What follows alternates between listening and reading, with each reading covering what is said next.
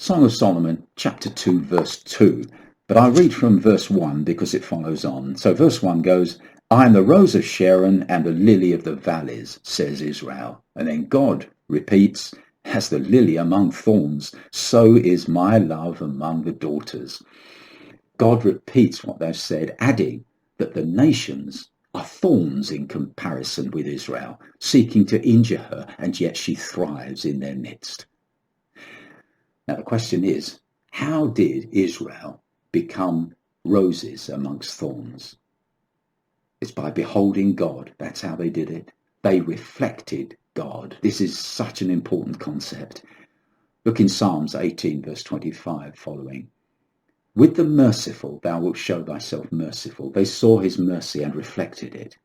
With an upright man thou wilt show thyself upright. It was a reflection. With the pure thou wilt show thyself pure, and with the perverse thou wilt show thyself opposed. We reflect what we look at, with what we commune with, what we have fellowship with. You know, in northern Michigan, there's a large freshwater lake, very beautiful, and it's named the Mirror of Heaven. And it's absolutely still, cold, emerald green, and reflects perfectly the trees and the sky, the clouds overhead. It's an exact mirror of what is above it. That's a pretty good analogy, actually, of us, except for one thing. The lake can't choose what it reflects. It reflects just what is there. We can choose what we reflect. If we place ourselves in an ugly situation, for instance, heaven forbid, then we reflect ugliness.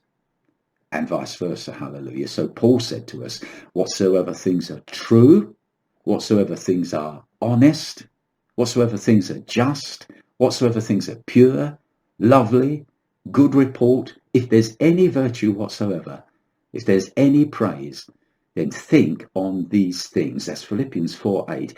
And you will reflect them. It's a natural law of nature. Now, you know what? People know when you've been with Jesus because you reflect Jesus. His nature begins to reflect in your life. It's a lovely thing. Listen to this verse from Acts chapter 4, verse 13. Now, when the people saw the boldness of Peter and John and perceived that they were unlearned and ignorant men, they marveled, and they took knowledge of them that they had been with Jesus.